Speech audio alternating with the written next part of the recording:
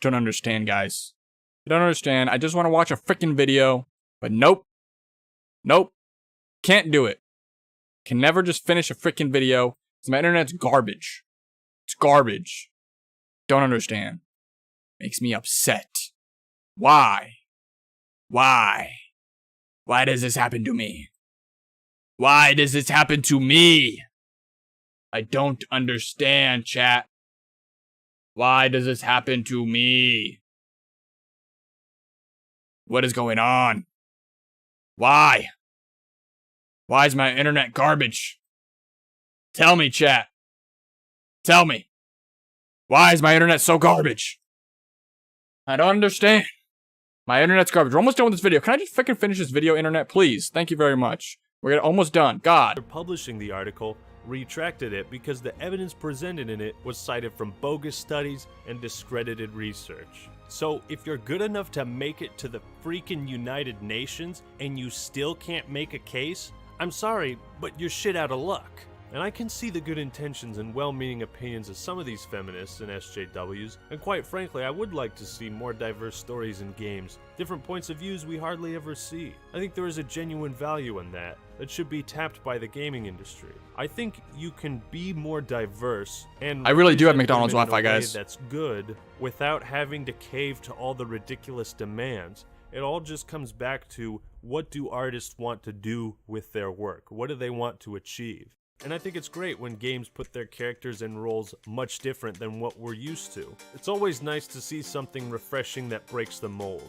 Unfortunately, the vast majority of these SJW feminist articles and videos are just so ideologically driven and intent on changing the gaming industry, rather than these people being passionate game makers that want to add more of what they want to see. They can't and haven't reached the gaming audience because of the way they articulate their points. It's a vicious cycle of complaining about X, but not actually doing or writing anything that would do something. That's right. That's literally what I said earlier. Like, stop complaining and do something. If you really want something so badly in life, you will get it.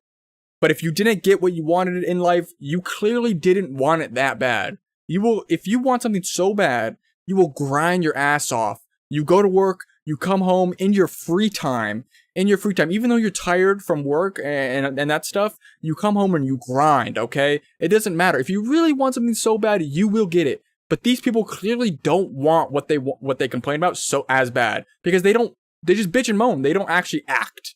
That's my problem. That's my problem, guys. I hate this lady's an L. This lady's a freaking L. Encourage people to change X. Then when these people's ideas are criticized, they hide in a shell, play victim, and soak up as much sympathy as possible, like a parasite.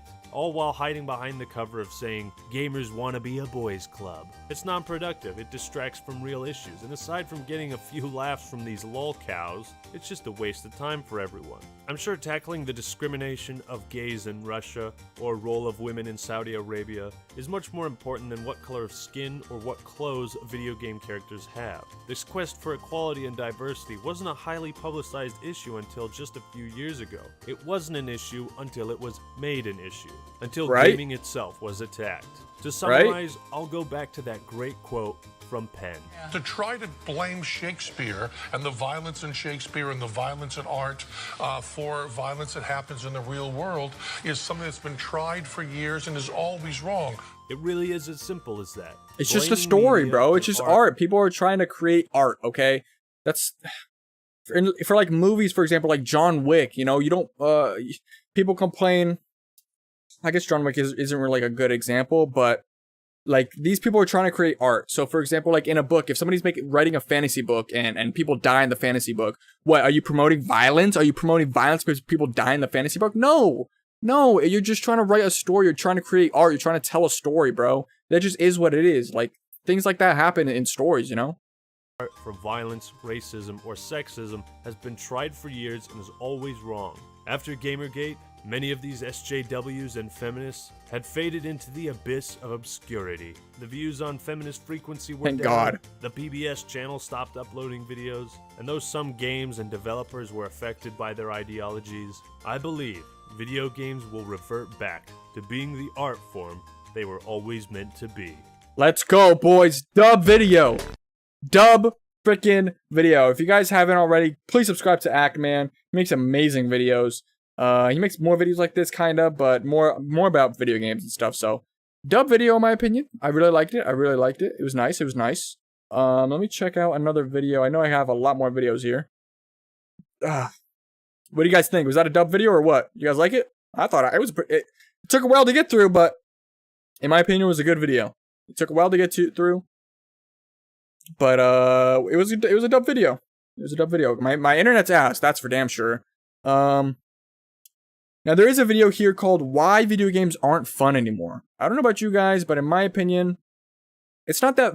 Yeah, video games just aren't fun anymore to me, and I think part of it is because I have grown up a little bit, but at the same time, video games aren't made with the same intention as they were when I was growing up. In my opinion, when I was growing up, video games were made for fun. They were made to be art, they were made to tell a story. Whereas now, obviously, if you're making a video game, you're making it for money. But I feel like that's what the drive is to make video games now, is for money.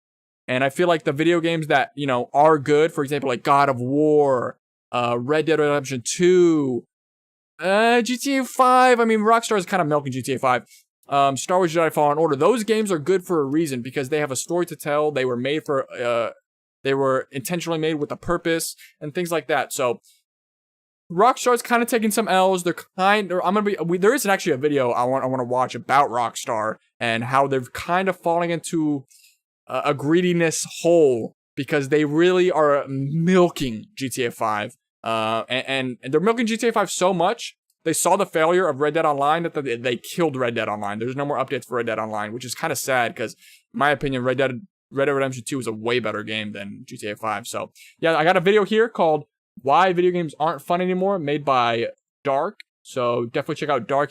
I guess I've never seen his videos, so I'm assuming he makes some really good videos. So I definitely want to watch his video. Here we go, guys. Why video games aren't fun anymore.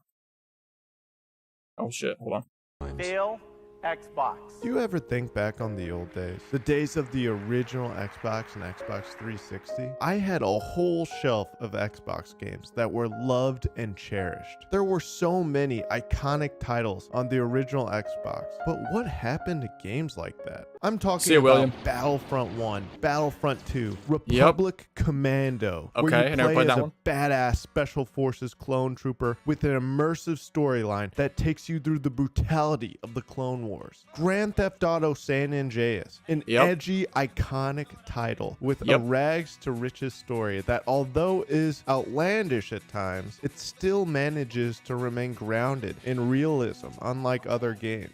Saints Row, the original Battlefields. I'm talking Bad Company 1, Bad Company 2. Bad Company 2 is lit. Demolish massive I love Bad Company 2. and battle in open landscapes. The Medal of Honor franchise. Crimson Skies, one of the only decent flight games I have ever played in my life. The initial Call of Duties. And Call of Duty in its prime. Halo 1. Call of Duty in its Halo prime, 2. guys, was good. It was a good time. It was very blissful. Call of Duty, I would say COD 4, Modern Warfare 2, Black Ops 1, Black Ops 2. Prime Call of Duty years, guys. World at War, prime Call of Duty. Come on. Am I wrong? Am I wrong or what? Chef's kiss. When I think back to those classic titles, I feel warm inside. It takes me back to a simpler time. The time when I didn't have to care about the problems of the world, my checkings account, inflation, bills, and really the only thing that mattered was if it was gonna be a snow day and what my mom was making for dinner. Yep. Mom! Bathroom!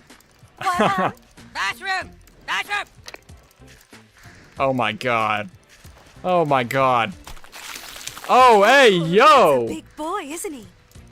Hey, yo! Can you drink your elixir of the month? And if I could stay home and play a couple extra rounds of Battlefront or try and beat a level in Indiana Jones. Life was good, and it stayed that way for a long time. Eventually, the Xbox 360 came out when I was in 8th grade, and I was able to make some cash doing yard work for about $8 an hour until I saved up enough to buy it. It was really the first thing I had ever worked for in life, and I still own that timeless dream. Zombies, bro. Zombies was so much fun. I don't know about you guys, but just, oh god, bro. I have so many amazing memories in COD Zombies. Like, it was bliss, bro. When I was a kid, Zombies was so much fun, and then Zombies died. It turned into this multiversal crazy, colorful extravaganza where the story didn't even matter anymore. I couldn't even make sense of the Easter eggs.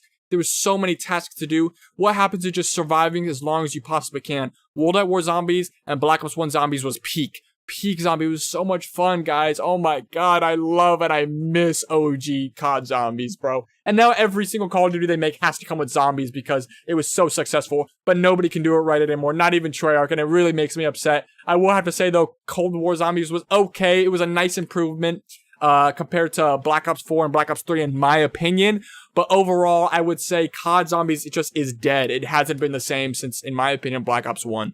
That's my take on COD Zombies. It makes me upset, guys. It really does.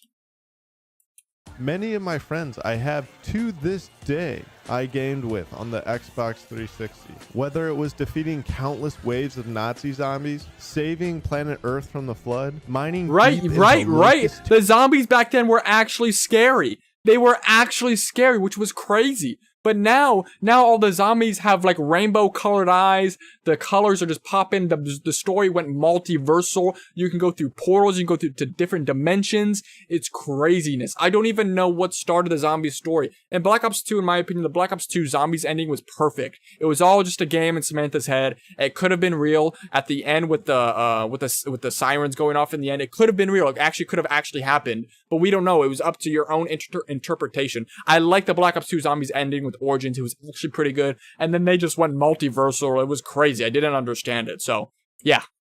Zombies was actually scary. Black Ops 1, Kino de Return, I was scared. Ascension was started in black and white. Oh my god. Call of the Dead when George was chasing you. That was the scariest time of my life. Holy shit. Territory, demolishing buildings with C4, or playing Halo 3 custom games. These are some of my best and most cherished childhood memories. But somewhere around 2015, things started to change. Things started to stale, if you will. Maybe it was the fact I grew up and those iconic memories were just me thinking back to a simpler time with rose-colored glasses. But I don't really think that's it. Although it is true, generally people think back fondly on the past. But just think about how much new and unique content there was back then. You didn't have to worry about whether or not a game would be released in an unplayable state. You didn't have to worry about pay to win. These games, by and large, were just made for dudes and chicks to escape and have fun. Yep. That's the word I'm looking for. Fun. Games used to be fundamentally fun and immersive. Fun. He's forgetting the word. I would say immersive. You have to throw the word immersive in there as well, especially for now games nowadays. Like for example, most games nowadays that are contenders for Game of the Year are some of the most immersive video games. So God of War, Red Dead Redemption 2. What are some? Can you guys name some other Game of the Year nominees? GTA 5 is very immersive. Like, the most popular games are very immersive games, but they're also very fun and very addicting. Like, you want to know more. Like, God of War is like the biggest example I gave. Elden Ring, so immersive and so much fun. Dude, the Elden Ring is so good because you'll be struggling for hours on the same boss. And you're like, damn, I can't do this. This game sucks. And then you're like, fuck, I'm just going to go somewhere else. You go somewhere else. You train up a little bit. You come back to the boss. You finally beat the boss. The dopamine rush you get after beating that boss is so much better than the dopamine rush after you do this. The dopamine rush after beating a boss in Elden Ring is the best dopamine rush I've ever received in my life. Holy shit. Video games give you so much dopamine after doing something that's very difficult that I've actually never gotten from any other thing I've done in my life. Like, it's kind of crazy. So video games are very fun and very immersive. You gotta throw that word immersive in there. Fun. Why games were fun. What made these games fun? Well, let's take a look at one of my personal favorites. Battlefront 2! There was Let's no go! ranking up, no weapon unlocks, no weapon customization. It was just fun, there pure were fun. Classes to choose from, but most of the gameplay was pretty simple. But Jesus, pure fun. It was fun. Whether you were getting on a tauntaun and sneaking behind enemy lines, or as the Empire on Hoth, going to the enemy base and stealing a snowspeeder. I mean, it was so simple, but so well done. The teams weren't all Oh my god, this either. game was so much You had fun. bots running around, and it honestly was a great mix of killing dumb bots and running into the Look at this. Look at how much fun this looks. I want to play it myself right now. Input in battles actually mattered, and very often. Assassin's Creed, okay. Assassin's Creed. Somebody just brought up Assassin's Creed. Assassin's Creed was good. Assassin's Creed was. Keyword was good. I'm gonna be honest, I haven't played any of the newer ones because I stopped playing around Assassin's Creed Syndicate, and that's in my opinion. Assassin's Creed was already dead at that point. Assassin's Creed Prime, the prime Assassin's Creed was Ezio. Assassin's Creed 1 was fun. It was a little slow. It was definitely innovative for its time. But, you know, it was good. It was good for its time. I would say if you try to play that game now, it's just not as fun. Assassin's Creed 2, in my opinion, still holds up. The story is amazing. The parkour is amazing. The combat is amazing. Assassin's Creed Brotherhood is just as, I would say, not as good as number 2 in my opinion, but Brotherhood is really good. Revelations was okay in my opinion. After we got Assassin's Creed 3, a lot of people didn't like Assassin's Creed 3, and I can see why.